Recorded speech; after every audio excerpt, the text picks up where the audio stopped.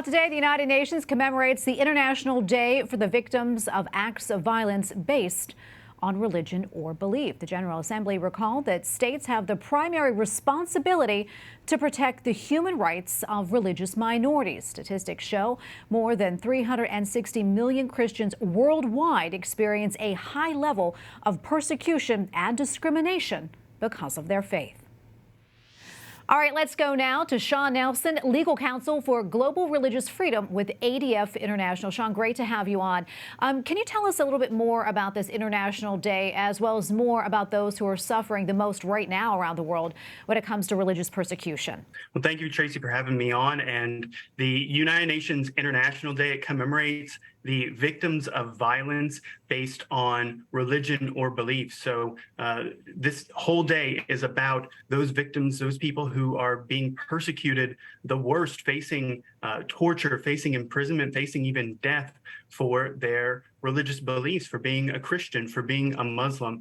And we find this in a lot of places. Unfortunately, the worst people who experience persecution when it comes to religious believers are Christians. It's over 300 million Christians around the world live somewhere where they can experience high levels of persecution. And that's in every region, really, predominantly in the Middle East, throughout Asia and throughout Africa, but we see it in many other areas as well. Now, Christians are not the only people who are experiencing religious persecution. A lot of minority Muslims in many different countries, you think of the Uyghurs in China, in Xinjiang, they are basically being held in concentration camps by a communist government that is extremely hostile to religious beliefs. And the same thing down in Myanmar with the Rohingya Muslims. You have other minority faiths like the Ahmadi Muslims, Baha'is, Hindus in Pakistan.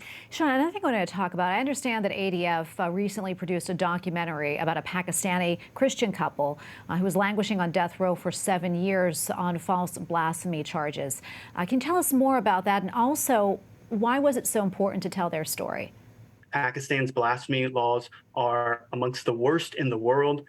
You have politicians who are killed regularly for defending people like Shafkat and Shagufta, for defending people like Asia Bibi. It's a very dangerous situation where you can have any allegation, whether true or false or anything, can lead to massive mobs and significant violence, threats of death, actual killings against people, and especially against Christians. So we were very, very thankful that the international community spoke up on their behalf. In 2021, the European Parliament made a resolution defending Shafkat and Shagufta and calling for their release. And very shortly after that, the Lahore High Court did find that acquittal. But because of the dangerous situation, because of the threats that they faced, they had to secretly leave the country. But now they're in Europe. Thankfully, they were able to make it there. And earlier this year, they spoke at the European Parliament to talk about their story, talk about how they are not the only people